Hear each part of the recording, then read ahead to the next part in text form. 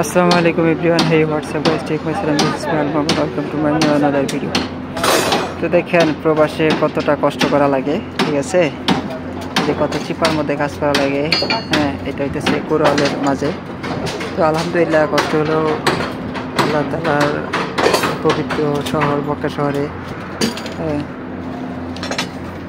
শুধু এখানে না আরও আছে, দেখাই। হ্যাঁ জেল ভাই, ভিতরে কেটা আছে বড় ওস্তাদ, দেখা তো যায় না। দেখেন ভিতরে আর দেখছেন কত ভিতরে কাজ করা লাগে। দেখেন বাতিজা দেখা যায় না তোরে। এই যে আমাদের জুয়েল ভাই,